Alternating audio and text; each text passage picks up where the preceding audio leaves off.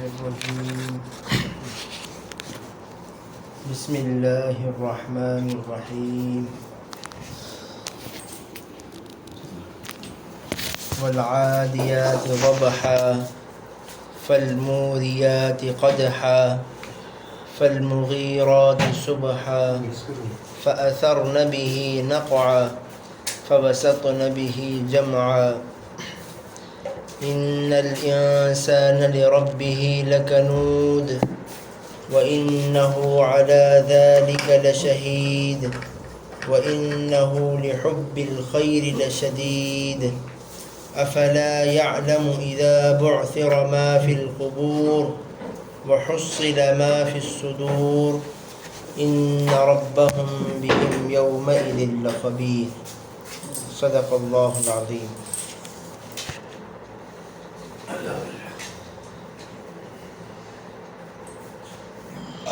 شروع اللہ کے نام سے جو بڑے مہربان اور نہایت رحم والے ہیں۔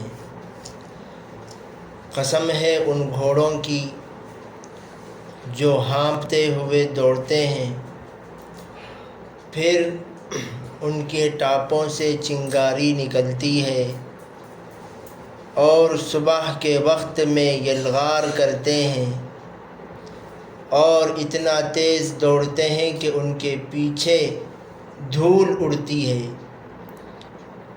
اور دشمن کے لشکر کے درمیان جا گھستے ہیں۔ یقیناً انسان اپنے رب کا بڑا ناشکرا ہے اور وہ اپنے اس حال پر گواہ بھی ہے۔ اس کی وجہ یہ ہے کہ وہ دنیا کی محبت میں بڑا پختہ ہے۔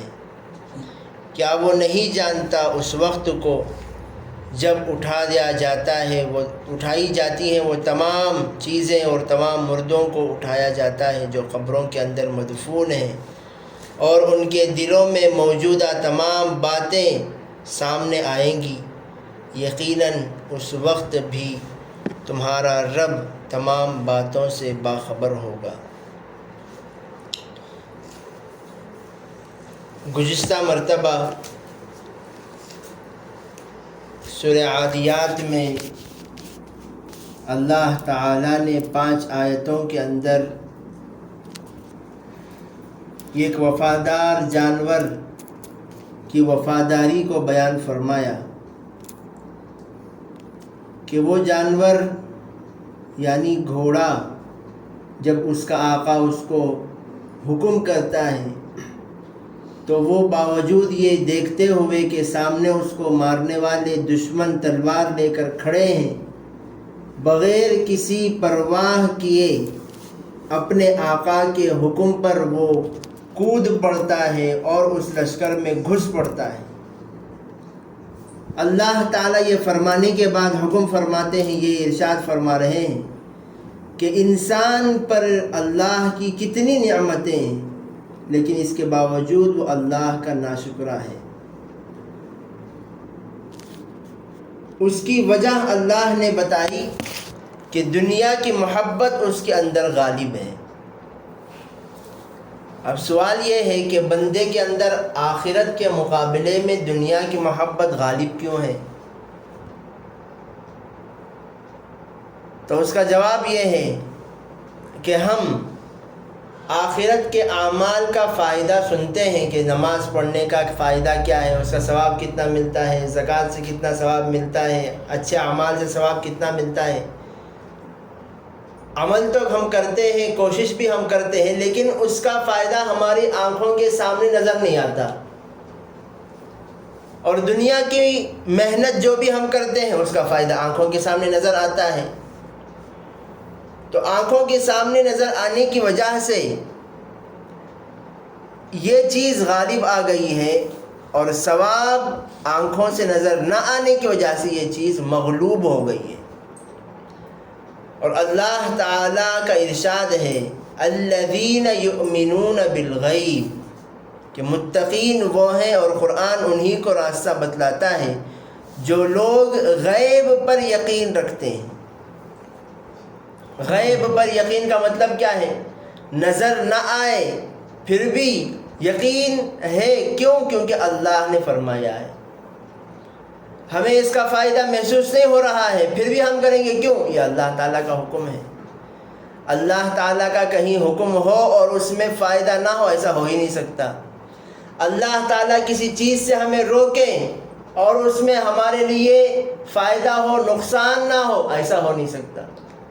کیوں؟ کیونکہ اللہ تعالیٰ تمام دنیا میں موجود محبتوں سے سب سے زیادہ محبت کرنے والے ہیں۔ اللہ تعالیٰ کی محبت کی مثال نبی پاک صلی اللہ علیہ وسلم دیتے ہیں، گویا اللہ کی رحمت کے 100 حصے کیے گئے اور ایک حصہ آدم علیہ السلام سے لے کر آخرت تک آنے والے تمام انسانوں کے اندر وہ محبت تقسیم کی گئی۔ جتنے جانور ہیں ان تمام جانوروں میں محبت تقسیم کی گئی، جتنی مائیں ہیں، جتنے دوست احباب ہیں، جتنے چرند پرندے ہیں، جو پرندے اپنے بچوں کو کھلا پلاتے ہیں، وہ تمام محبت اللہ تعالیٰ کے محبت کا یہ 100واں حصہ ہے جو تقسیم ہوتا چلا جا رہا ہے۔ جب اللہ کے 100ویں حصے کے تقسیم شدہ حصوں میں جو محبت ہو تو اللہ تعالیٰ تو اپنے بندوں سے 99% اللہ تعالیٰ بندوں سے محبت کرتے ہیں، تو اللہ کا حکم یقیناً شفقت بھرا حکم ہوگا۔ تو اللہ تعالیٰ فرماتے ہیں انما اموالکم و اولادکم فتنہ، کہ ہم نے تمہارے پاس جو مال دیے ہیں اور جو تمہیں اولاد دے رہے ہیں یہ فتنہ ہے۔ فتنے کا مطلب آزمائش۔ ہم نے تمہیں مال دیا ہے آزمانے کے لیے، اولاد دیے ہیں آزمانے کے لیے، کہ دیکھتے ہیں کہ مال آنے سے پہلے تم کیسے تھے اور مال آنے کے بعد کیسے ہوگے، اولاد سے پہلے تم کیسے تھے، اولاد آنے کے بعد تم کیسے ہوگے۔ بہت سارے رشتے بہترین مضبوط اور محبت والے رشتے ہوتے ہیں، مال جیسے ہی آتا ہے مالدار جو ہوتا ہے وہ اپنے رشتے داروں کو بھولنے لگتا ہے۔ اسی طریقے سے اولاد آنے کے بعد اولاد کی چھوٹی چھوٹی وجہ سے بھائی لڑ لیتے ہیں، بڑوں سے لڑ لیتے ہیں، بیٹا اپنے باپ سے لڑ لیتا ہے، ماں سے لڑتا ہے کہ تم نے میرے بچے کو کہیں کو مارے، میرے بچے کو کہیں کو ڈانٹے۔ یہ اولاد اور مال کو اللہ نے آزمائش کے طور پر دیا ہے۔ تو یہ آزمائش کیا ہے؟ رشتوں کو ہم دیکھیں، چھوٹے بچے اگر کچھ کہہ رہے ہیں تو چھوٹے بچے تو چھوٹے بچے ہیں، ضروری نہیں کہ وہ مکمل سچ ہمارے پاس کہہ رہے ہوں، ہو سکتا ہے جھوٹ بھی ہو سکتا ہے کہ ایک بات کو وہ بڑھا چڑھا کر کہیں، گھورنے کو مارنا کہہ دیں، مارنے کو توڑنا کہہ دیں۔ بچوں کی بات پر یقین کر کے بہت سارے لوگ اپنے بچوں کو مدرسے سے محروم کر دیے، مدرسے کو نہیں بھیج سکے، کو حضرت گھر کو دیکھے کرتے، حضرت اسے کالا بولا لے کرتے، اسے موٹا بولا لے کرتے، صرف یہ کالا اور موٹا بولنے کی وجہ سے بچے کو مدرسے سے محروم کر دیے، وہ زندگی بھر اب قرآن سے محروم ہے، نہ قرآن وہ نہ نازلہ پڑھ سکتا ہے نہ حفظ پڑھ سکتا ہے۔ تو یہ چھوٹی چھوٹی باتوں کی وجہ سے محروم کر دینا، اللہ تعالیٰ فرماتے ہیں یہ فتنہ ہے۔ فاتقوا اللہ ما استطعتم، اور ایک جگہ اللہ تعالیٰ نے فرمایا انما اموال یا ایھا الذین آمنوا ان من ازواجکم و اولادکم عدوا لکم فاحذروہم، کہ یہ ایمان والو تمہارے جوڑوں میں اور تمہارے بچوں میں تمہارے دشمن ہیں تو تم ان سے بچو۔ اللہ تعالیٰ نے دشمن کہا، دشمن کس کے دشمن؟ تمہاری نیکیوں کے دشمن ہیں۔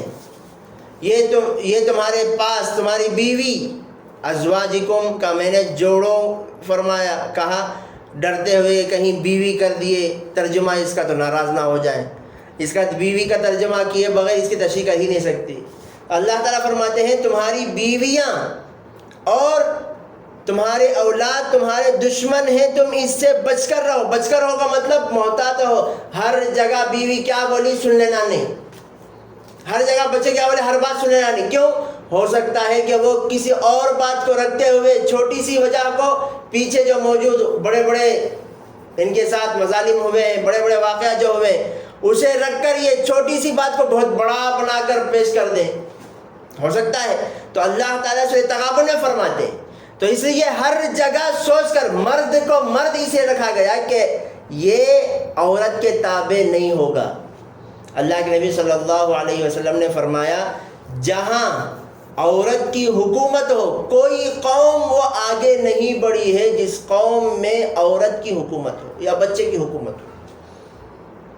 تو اس کی روم اور فارس کے برباد ہونے کی وجہ یہ بتائی کہ وہاں خاندانی بادشاہ چلتی تھی۔ بادشاہ مر گیا تو چھوٹے سے بچے کو بٹھا دیے، وہ بھی مر گیا تو اس کی بہن کو، چھوٹی سی بہن کو، بچی کو بٹھا دیے۔ اب عورت جہاں حکومت کرے، بہترین سلطنت کا نظام چل رہا تھا، پورا برباد ہو گیا۔ تو عورتوں کو اللہ تعالیٰ نے مردوں کے ماتحت بنایا ہے۔ نبی پاک صلی اللہ علیہ وسلم نے ایک مرتبہ فرمایا کہ عورتیں ناقصات العقل والدین ہیں، عقل کے اعتبار سے ناقص ہیں۔ عورتیں ناراض ہو گئی، پوچھا حضور ہم عقل کے اعتبار سے ہم ناقص کیسے ہیں؟ تو حضور نے فرمایا کیا اللہ تعالیٰ نے ایک مرد کے مقابلے میں 2 عورتوں کی گواہی نہیں رکھی؟ وَاسْتَشْهِدُوا شَهِيدَيْنِ مِن رِجَالِكُمْ، جہاں کوئی معاملہ تمہیں کرنا ہو اس معاملے میں 2 مردوں کو گواہ بنائیے۔ فَإِن لَّمْ يَكُونَا رَجُلَيْنِ، اگر 2 مرد گواہ نہیں ہیں، فَرَجُلٌ وَامْرَأَتَانِ، یہ 1 مرد اور 2 عورتیں۔ تو ناقصات العقل جب بنایا ہے تو مردوں کے ماتحت جب تک مشورہ لے کر چلتی رہیں گی اس وقت تک گھر کا نظام، خاندان کا نظام صحیح چلے گا۔ جب یہ مشورہ دینے لگیں اور حکم دینے لگیں تو پھر اللہ تعالیٰ فرماتے ہیں فَاحْذَرُوهُمْ، اب مردوں کے لیے حکم ہے کہ تم چوکن نہ رہو، سمجھداری سے تم اب کام لو، جذبے میں نہ آ جاؤ۔ تو یہ آزمائش اللہ تعالیٰ نے فرمایا ہے اموالکم و اولادکم، مال بھی آزمائش ہے اور اولاد بھی آزمائش ہے۔ حضرت نبی پاک علیہ السلام کے پاس ایک صحابی آئے اور آ کر پوچھا کہ حضور میں مسافر ہوں، میرے پاس کچھ سامان نہیں ہے، آپ کچھ کھانے پینے کا انتظام فرمائیے۔ تو حضور نے ان سے کہا کہ آپ عثمان کے گھر جائیے، حضرت عثمان بن عفان رضی اللہ عنہ کے گھر کو بھیجا کہ آپ وہاں جائیے، جا کر ان سے اپنی ضرورت کو پوری کر لیجئے۔ تو یہ اپنے گھر حضرت عثمان رضی اللہ عنہ کے گھر کو گئے تو گھر کے اندر سے آوازیں آ رہی تھی۔ حضرت عثمان اپنی بیوی کو ڈانٹ رہے تھے، اور ڈانٹ کس بات پر رہے تھے کہ آپ نے رات کو بتی کیوں بڑھا دی، جبکہ اگر کم رکھتے تب بھی کام ہو جاتا تھا، تو روشنی تم نے بڑھائی کیوں، جس کی وجہ سے تیل زیادہ خرچ ہو گیا۔ تو یہ سوچے کہ بھئی یہ تو تیل خرچ ہونے پر جب لڑ رہے ہیں اپنی بیوی سے، تو میں کیسے جا کر ان سے کھانا پوچھوں اور اپنے سفر کے لیے کچھ پیسے کیسے پوچھ سکتا ہوں ان سے؟ تو یہ ڈر کے مارے آ گئے۔ حضور نے پوچھا کیا آپ گئے؟ نہیں میں گیا نہیں۔ ارے جاؤ، جا کر پوچھو کیا ہے معاملہ، تمہاری ضرورت ان سے پوچھو۔ دوبارہ حضور نے بھیجا تو یہ گئے اور جا کر پوچھا، دروازہ کھٹکھٹایا تو حضرت عثمان رضی اللہ عنہ باہر تشریف لائے، تو کہا کہ میں رسول پاک صلی اللہ علیہ وسلم کی طرف سے آیا ہوں، اپنے ضروریات، میں مسافر ہوں، کچھ سامان میرے پاس نہیں ہے، اگر آپ سے کچھ ہو سکے تو میری مدد فرمائیے۔ تو یہ اندر گئے اور یہ ایک تھیلی جس میں درہم بھرے ہوئے تھے وہ پوری تھیلی لا کر دے دی۔ یہ پریشان، دینے کے بعد انہوں نے حضرت عثمان رضی اللہ عنہ نے شکریہ ادا کیا اور اندر جانے لگے۔ فوراً رکایا ان کو کہ حضرت رکیے تھوڑی دیر، میں پہلی مرتبہ آپ کے گھر کو آیا تو میں آواز سن رہا تھا کہ آپ اپنی اہلیہ کو ڈانٹ رہے تھے کہ انہوں نے بتی تھوڑی بڑھا دی، تو تم ڈانٹ رہے تھے۔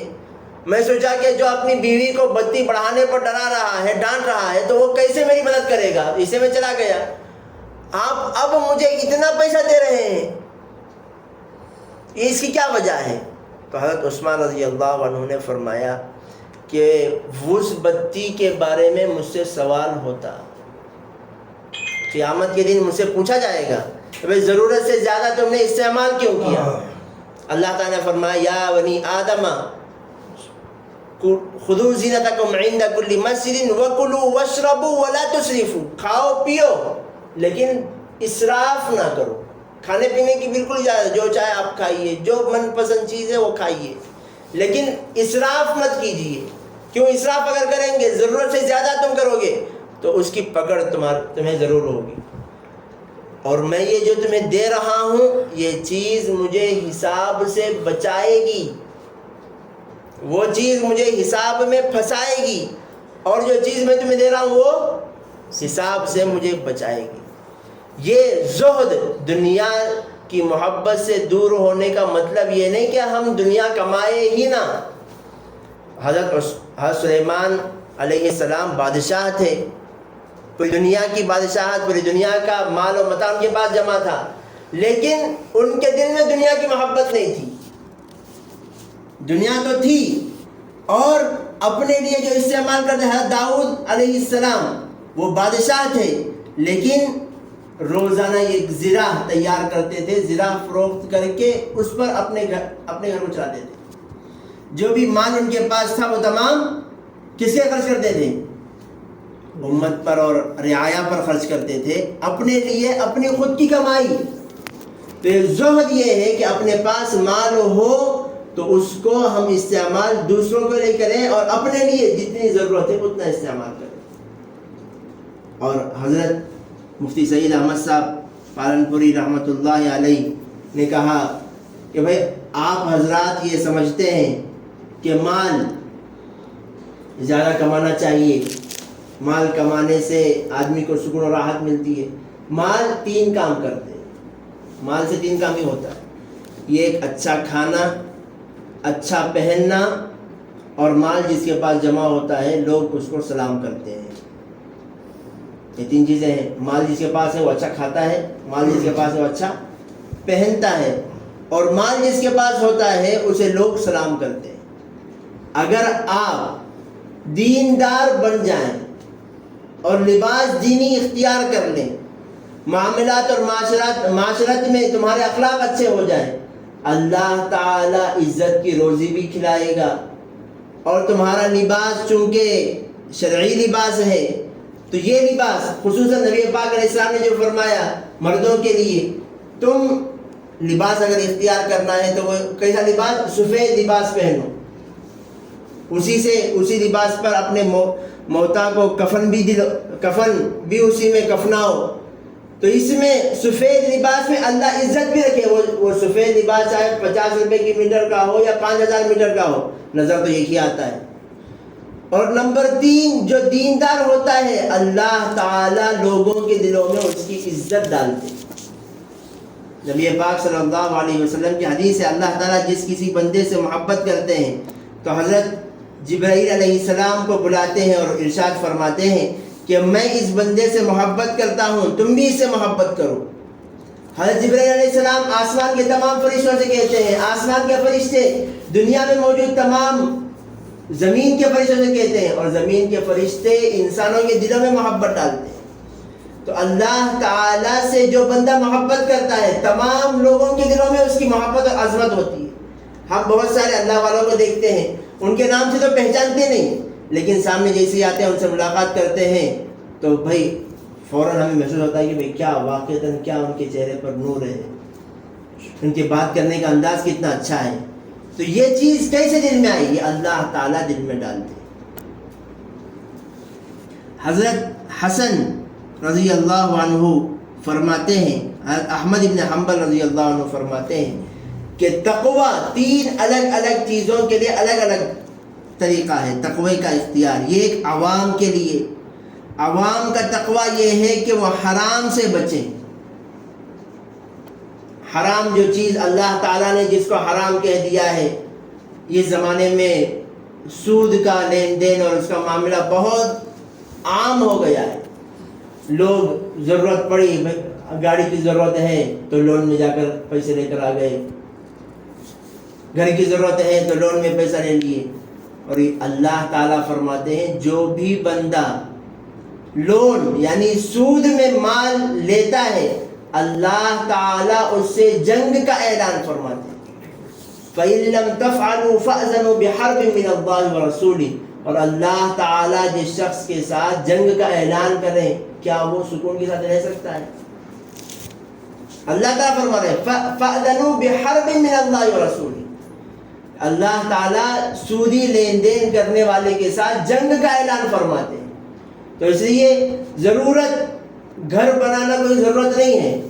کرائے میں اگر حلال کمائی کے ساتھ کرائے میں رہتے ہیں, یہیں قریب میں ہیگڑے نگر کے قریب ہی میں ایک بہت بڑا بنگلہ, اس کے بارے میں کارگزاری آئی, کئی کروڑوں کا مالک, گرینیڈ کا کاروبار وہ کرنے والا تھا, اسے گھر بنانا تھا. اب گھر بنانے کے لیے وہ لون لیا. اسے یقین تھا کہ میں جتنا لون لے رہا ہوں وہ آسانی کے ساتھ میں دے سکتا ہوں, کیونکہ اس کا کاروبار اتنا بہترین چل رہا تھا. وہ گرینیڈ بڑے بڑے پتھر کا کاروبار وہ کر رہا تھا, خود وہ اونر تھا اس کا. جیسے ہی وہ لیا, چند ہی عرصے میں اس کا پورا کاروبار ٹھپ ہو گیا, پورا نقصان. گھر اتنا بڑا, گھر کے لوگ گھر گھومتے گھومتے تھک جائیں, اتنا بڑا گھر اس نے بنایا, یہاں نقصان پر نقصان ہونے لگا. بینک والا اگر پوچھا پیسے نہیں دیا.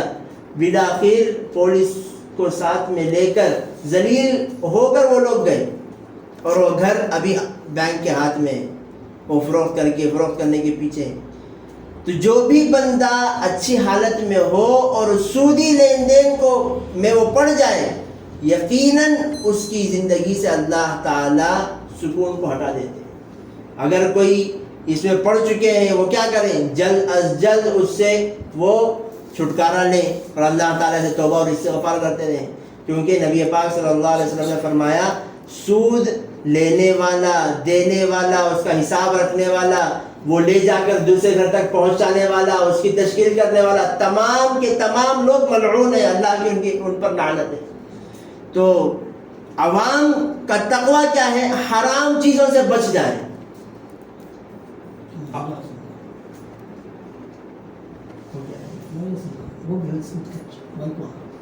مہیلا سنگم, وہ بھی سود کا لین دین اس میں ہوتا ہے, اس سے بھی بچیں. جو بھی لین دین کا معاملہ ہو, وہ سب سے پہلے علماء سے پوچھیں کہ ایسا معاملہ ہے کیا وہ ہم کر سکتے ہیں. جیسے ایک اور طریقہ بھی ہے, روز ہر مہینہ 500 روپے یا 5,000 روپے جمع کر دے, ایک مدت کے بعد وہ سونا دیتا ہے. وہ بھی ایک اسکیم ہے. سونے کے بارے میں یہ مسئلہ ہے, سونے کا لین دین ادھار جائز نہیں ہے, حرام ہے. سونا آپ سونار کو جا کر پیسے دے دیے, پیسے دے کر میں سبا کو لیتا ہوں, جائز نہیں. سبا آ کر پیسے دیجئے اور اسی وقت آپ کو کیا لینا ہے, سونا خریدنا ہے. سونا اور چاندی یہ دو چیزوں کی خرید و فروخت فی الفور اور ایک ہی مجلس میں ہونا ہے. اگر آپ بعد میں لا رہے ہیں تو وہ بھی سود میں شامل ہوگا. کیوں؟ کیونکہ سونا چاندی اس کی بھی قیمت بڑھتی گھٹتی ہے. تو اس لیے جو بھی معاملہ لین دین سے متعلق ہو تو اسے علماء سے آ کر پوچھیں. بھئی یہ سب بھی چلتا, بھئی بعض حضرات دیندار تو ہوتے ہیں لیکن علم ان میں نہیں ہوتا. اس میں کیا ہے, یہ سب بھی چلتا, انہوں لوگوں کو بتا دیں. لوگوں کو مسئلہ بتانے کا بڑا شوق رہتا ہے, جبکہ مسئلہ بتانا یہ بہت بڑی ذمہ داری کی بات ہے. حضرت امام مالک رحمۃ اللہ علیہ فرماتے ہیں کہ یہ مسئلہ بتانا ہاتھ میں آگ لے کر چلنے سے بھی زیادہ مشکل کام ہے, کیونکہ یہ جس کو بھی مسئلہ بتاتا ہے اس کے آخرت کی ذمہ داری لے رہا ہے. بھئی آخرت میں اگر تمہاری پکڑ ہو تو میں بات کر لیتا ہوں, تو کون بتا سکتا ہے. تو اس لیے ایک مرتبہ کا واقعہ ہے کہ ایک صحابی تمام جہاد پر گئے تھے, سر میں چوٹ لگ گیا ایک صحابی کو. چوٹ لگنے کے بعد واپسی کے موقع پر رات میں ایک جگہ پڑاؤ ڈال کر آرام کرنے لگے. جن صحابی کو سر پر چوٹ لگی تھی ان کو احتلام ہو گیا, غسل کی ضرورت پیش آ گئی. وہ صبح سویرے اٹھے اور اپنے ساتھی سے پوچھے کہ اب مجھے غسل فرض ہو چکا ہے, مجھے غسل کرنا ہے, سردی بھی بہت سخت ہے, سر پر بھی چوٹ ہے, اگر میں غسل کروں گا تو سر میں پانی جائے گا, زخم میں اگر پانی جائے تو میں تو مر جاؤں گا, کیا میں تیمم کر سکتا ہوں؟ تو انہوں نے کہا کہ میں تیمم کیسا کر سکتے ہو, پانی تو موجود ہے. تیمم تو اس وقت ہے جب پانی موجود نہ ہو, اب تو تم تیمم کرنا تمہارے لیے جائز نہیں ہے. تو یہ صاحب اللہ تعالیٰ ناراض ہو جائے تو اس ناراضگی کے ساتھ جان بچا کر کیا فائدہ؟ جو کہہ کر وہ پانی نہا لیے چاہے جان چلی جائے اللہ ناراض نہ ہو. غسل کر لیے اور نماز پڑھ لیے، دھیرے دھیرے وہ بیمار ہونے لگے، وہ زخم اور کچا ہوا، بیمار ہو کر سفر ہی میں ان کا انتقال ہو گیا. جب مدینے میں قافلہ پہنچا تو نبی پاک صلی اللہ علیہ وسلم تک بات پہنچی تو جنہوں نے یہ مسئلہ بتایا ان کو بلا کر حضور نے فرمایا تم نے تو اپنے بھائی کو قتل کر ڈالا، تمہیں کیا ضرورت تھی کہ تمہیں جب علم نہیں تھا تو تم نے مسئلہ کیوں بتایا؟ حضرت اشرف علی تھانوی رحمۃ اللہ علیہ جو اتنے بڑے مفتی ہیں، ان سے اگر کوئی مسئلہ پوچھا جاتا تو حضرت جب تک کتاب سے کوئی حوالہ نہ ملتا اس وقت تک بیان نہ کرتے. جب حوالہ معلوم ہو فلاں کتاب میں وہ لکھا ہوا ہے تبھی بیان کرتے. اگر کسی کتاب سے مسئلہ نہ ملے تو حضرت مسئلے کا جواب لکھ کر نیچے لکھتے میں نے اس مسئلے کا جواب کتابوں میں تلاش کیا، مجھے یہ جواب نہیں ملا، ہو سکتا ہے یہ جواب غلط ہو، آپ کسی اور مفتی سے بھی تحقیق کر لیں. اتنے بڑے مفتی. تو یہ مسئلہ بیان کرنا یہ نہیں کہ ہم بیٹھے بیٹھے جو 3-4 لوگوں کے درمیان کوئی بات چل رہی ہو بیٹھے بیٹھے ہم جائز ہے اور ناجائز ہے کرنا کر سکتے بھائی، وہ سبھی کیا بھی نہیں کر سکتے. وہ یہ مسئلہ بیان کرنا ہر ایک کی بات نہیں ہے، اس کے لیے بہت زیادہ علم چاہیے، اگر نہیں تو کم از کم فتاوے کا تو علم چاہیے. ایک جگہ ہوا نماز کا وقت، نماز ہو گئی، نماز کھڑی ہو گئی تھی، نماز میں امام صاحب چوتھی رکعت میں بیٹھنے کے بجائے 5 رکعت میں اٹھ گئے. 5 رکعت میں اٹھتے ہی لوگوں نے پیچھے سے سبحان اللہ الحمدللہ کہا، بیٹھ گئے. نہیں، یہ مسئلہ دوسرا ہے. امام صاحب تیسری رکعت میں سلام پھیر دیے. کیا ہوا؟ تیسری رکعت میں سلام پھیر دیے. لوگ پیچھے سے عشاء کی نماز تھی، پیچھے سے سب سبحان اللہ الحمدللہ بولے، فوراً امام صاحب کھڑے ہو گئے اور چوتھی رکعت مکمل کر کے سلام پھیرے اور سجدہ سہو انہوں نے کی. سجدہ سہو کرنے کے بعد ایک صاحب گئے پیچھے جا کر بولے مولانا تمہاری نماز نہیں ہوگی. میں سجدہ سہو کریا حضرت، نہیں تمہاری نماز نہیں ہوگی، تمہیں نماز دوہرا لیں. یہ کھڑے ہوئے اور کہا کہ نماز تو میری ہو گئی لیکن احتیاطاً دوبارہ میں پڑھاتا ہوں. پڑھائے. پڑھانے کے بعد سیدھا آ کر جنہوں نے ان سے مسئلہ بتایا تھا تمہاری نماز نہیں ہوئی، انہیں پکڑ لیا، پکڑ کر پوچھا کہ تم نے جو یہ مسئلہ بیان کیا اس کا حوالہ کیا ہے؟ انہوں نے کہا کہ حدیث میں اللہ کے نبی صلی اللہ علیہ وسلم نے ارشاد فرمایا ہے کہ مفتاح الصلاۃ الطہور، تحریمها تکبیر، تحلیلها تسلیم، کہ نماز کی کنجی وضو ہے اور نماز کی شروعات تکبیر تحریمہ سے ہونا چاہیے اور نماز ختم ہو جاتی ہے سلام سے. اور تم نے تیسری رکعت ہی میں سلام پھیر دیا تو تمہاری نماز ختم ہو گئی، کیونکہ حدیث میں کیا ہے؟ نماز ختم ہو جاتی ہے سلام سے. تم نے تیسری رکعت میں سلام پھیر دیا تو تمہاری نماز کیا ہو چکی ہے؟ حضرت حدیث بیان کرو، ان کو مسئلہ بولو. حدیث میں ہے نا بھائی، حدیث میں ہے، اس کا مطلب پورا کیا معلوم کیا نہیں معلوم. حدیث سے مسئلہ بیان کرنے کا یہ زمانہ کیوں؟ کیونکہ احادیث کے مطابق بہت سارے ہیں. جیسے ایک حدیث میں نبی پاک صلی اللہ علیہ وسلم نے فرمایا لا وضوء لمن لم یسم اللہ، اس شخص کا وضو نہیں ہوگا جس نے بسم اللہ نہیں پڑھا. حضور کیا فرما رہے ہیں؟ اس شخص کا کیا نہیں ہوگا؟ وضو ہی نہیں ہوگا جس نے بسم اللہ نہیں پڑھا. اب اس کا کیا مطلب ہے؟ آپ بتائیے، ہم لوگ جب بھی نماز پڑھتے وضو کرتے ہیں تو بسم اللہ پابندی کے ساتھ پڑھتے ہیں؟ نہیں پڑھتے. پڑھتے ہیں. جب بھی جاتے ہیں تو بسم اللہ ہمارا ہی پڑھ. تو کیا اس وقت کی نمازوں کا ہمارا کیا حال ہے؟ حدیث میں تو ہے کہ اس کا وضو ہی نہیں ہے. ایک حدیث میں حضور پاک صلی اللہ علیہ وسلم نے فرمایا، سنن نسائی میں یہ روایت ہے کہ اگر کوئی بندہ بغیر بسم اللہ پڑھے وضو کرتا ہے تو اس کے صرف وہی اعضاء پاک ہوتے ہیں جن اعضاء کو اس نے دھویا. اگر وہ بسم اللہ پڑھ کر وضو کرتا ہے تو اس کے پورے بدن سے گناہوں کو اللہ معاف فرماتے ہیں. تو اسے معلوم ہوا کہ وضو کرنے سے وضو تو ہو جاتا ہے لیکن ثواب نہیں ملتا. تو یہ حدیث کی تشریح اور ایک حدیث میں ہوتی ہے.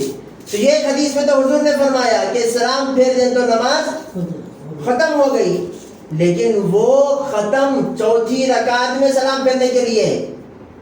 نماز مکمل جب ہوتی ہے، تین رکعت والی نماز ہے تو 3 رکعت مکمل ہونے پر سلام پھیریں گے تو نماز مکمل ہوگی. 3 رکعت والی نماز میں پہلی رکعت میں اگر آپ سلام پھیر دیں تو نماز وہاں مکمل نہیں ہوگی. کھڑے ہو کر آپ نماز کو جاری رکھیں تو سجدہ سہو کرنے پر نماز ہو جاتی ہے.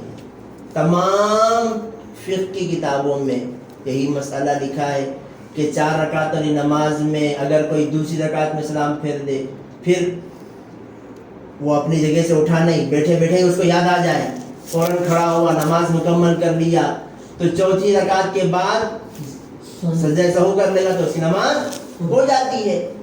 تو یہ احادیث سے اسی شخص کو بیان کرنے کی اجازت ہے جس کی نظر میں پوری حدیثیں ہوں، جس کے سامنے انما الاعمال بالنیات، اعمال کا دار و مدار نیتوں پر ہے. آپ نیت نہیں کریں تو نماز نہیں، آپ نیت نہیں کریں تو تمہاری قرآن کی تلاوت نہیں ہوگی. آپ نیت نہیں کریں، خالی ایک حدیث کو رکھ لے کو 4 حدیث پڑھ لیے، السلام قبل الکلام، بات کرنے سے پہلے سلام کرو، 40 حدیثیں پڑھ کو محدث نہیں ہو جائیں گے. تمام حدیثوں کا ذخیرہ لاکھوں کی کتابوں میں موجود ہے.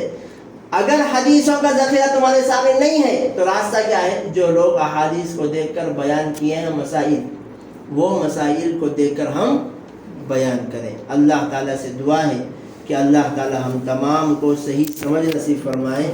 اللہ تعالیٰ ہمیں شریعت کے مسائل کو بیان کرنے میں احتیاط برتنے کی توفیق نصیب فرمائے. اللہ تعالیٰ اس کی عظمت ہمیں سمجھائے. آمین. وآخر دعوانا الحمدللہ رب العالمین. لك الحمد لله الشكر. اللهم صل على محمد وعلى آل محمد وبارك وسلم. ربنا آتنا في الدنيا حسنة وفي الآخرة حسنة وقنا عذاب النار. ربنا لا تزغ قلوبنا بعد إذ هديتنا وهب لنا من لدنك رحمة إنك أنت الوهاب.